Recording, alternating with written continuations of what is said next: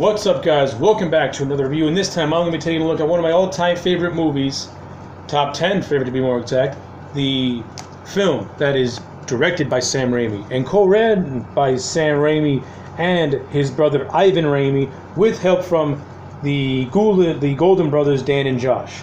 That, of course, being Darkman, starring Liam Neeson, Frances McDormand, and Larry Drake.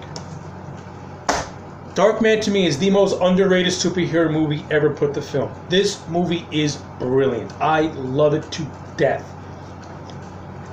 Darkman, to me, takes aspects of the superhero and it takes aspects of the tragic monster, like the Phantom of the Opera and the Hunchback on Notre Dame. And you have Liam Neeson as this man named Peyton Westlake, a scientist, but a mild-mannered man. A man who is devoted to his girlfriend, Julie Hastings, who ends up becoming what we think a victim of circumstance, but overall someone who is part of a bigger ploy. Dr. Peyton Westlake is on verge of creating synthetic skin and synthetic skin that can be used for burn victims and people like that and stuff like that. He's on the verge of making synthetic skin. However, the skin cannot go past 100 minutes. Though on one fateful evening, the power goes out at his laboratory with his assistant, Yakatito, and the skin ends up going past 100 minutes.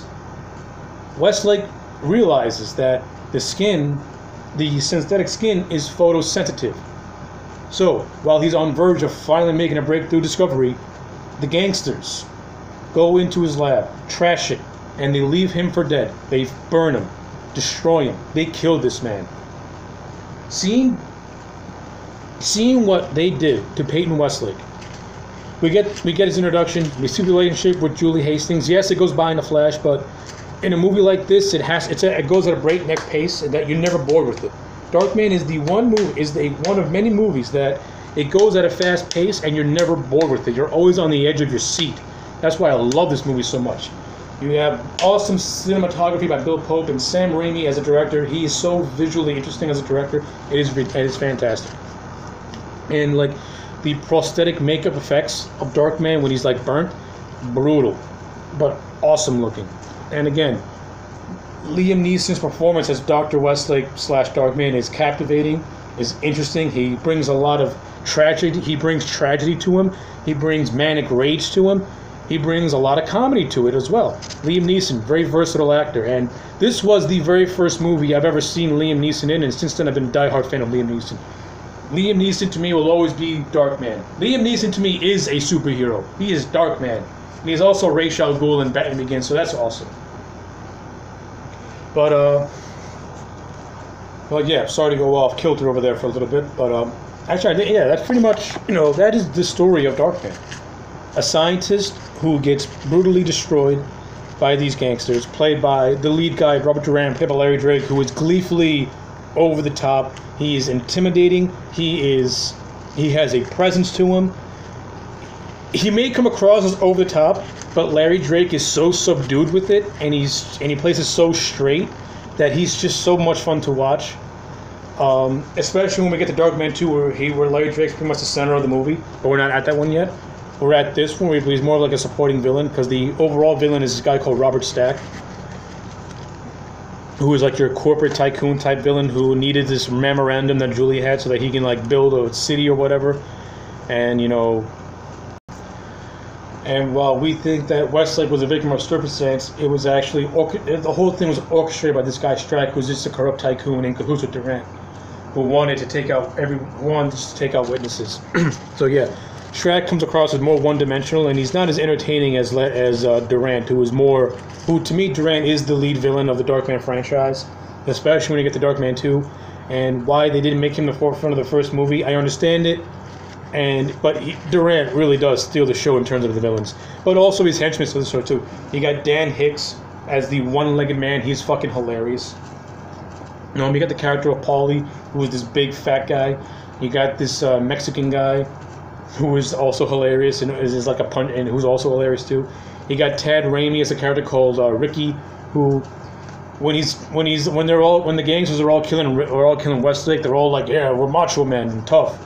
And then when, you know, Peyton survives the fire, goes, you know, he gets captured, he gets found by a hospital, John Doe, no identity. His burns are so severe that they had to like sever like his spinothalamic tract, which is the sensory that gives the sensory that causes us to feel. The doctors had to sever that so that Wesley cannot go the rest of his life screaming in pain. It's really confusing trying to explain it. Watch the movie; they do it much better than I do. But make a long story short, because he can no longer feel pain, his nerves, his senses are like actually heightened up now. His senses are now heightened up, which gives him augmented strength, and it causes him to have mental instability because since he can no longer feel, he is prone to going into uncontrollable rage, and also given augmented strength, which is a superpower. That is Darkman's superpower, is that he has augmented strength, but it's explained in a very grounded and pseudo heightened realistic fashion where it makes sense. And that's why I like this movie a lot, is that the science, they try to make the science real life and really ground based. They try to really ground this, even though it's a very over the top movie. It does have elements where it tries to give it a sense of realism, to where, like, you know, something like this could happen in real life. Hopefully none of us will ever have to experience this, because it's no way to live.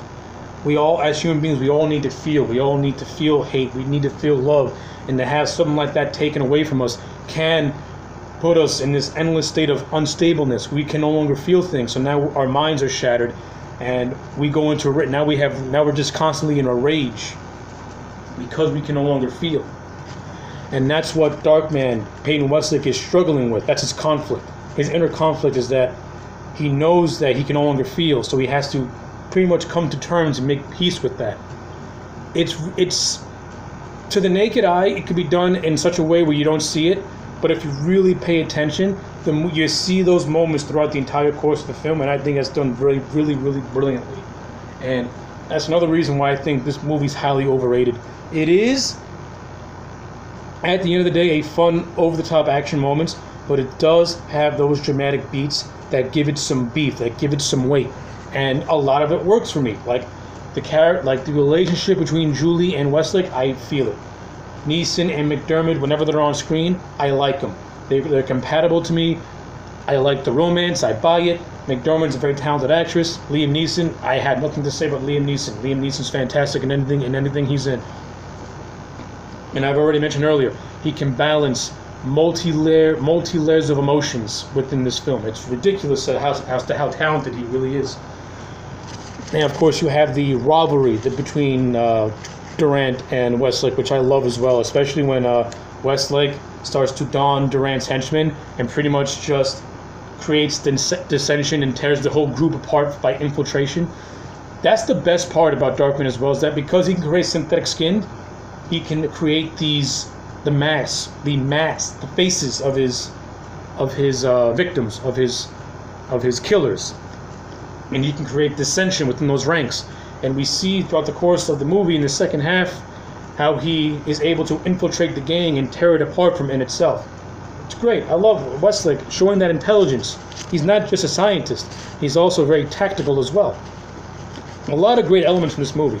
And again, the action in this movie is fantastic, especially that the last 20 minutes of this movie is just fucking fun to watch.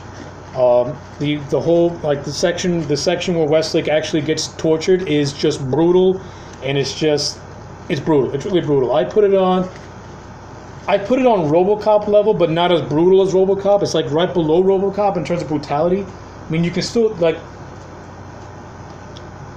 let me make my comparison more clear. Murphy's execution in RoboCop is brutal to the point where you can't believe what you're watching. Westlake's execution in Darkman is brutal, but you can watch it because it's not as brutal as Murphy's death in RoboCop. Hopefully that makes some lick of sense. But yeah, I just went off on a tangent with this entire review. I didn't really talk about a lot about this movie because I want you to watch this. If you have not seen Darkman in a very long time, you owe it to yourself to watch this thing. It is so goddamn good. Performances are great. The writing is on point. The directing is fun. The action is well balanced and well placed. And I have very bad things to say about this movie. If anything, the one bad thing I have to say about this movie is that the overall villain, Robert Stack, I don't care about him at all. Durant to me overshadows him in every which way form. And in that instance, this movie's going to get a 9 out of 10. And it only gets 9 out of 10 because the overall main villain is uninteresting. And that's it. That's all I got to say. Everything else about this movie, picture perfect quality entertainment.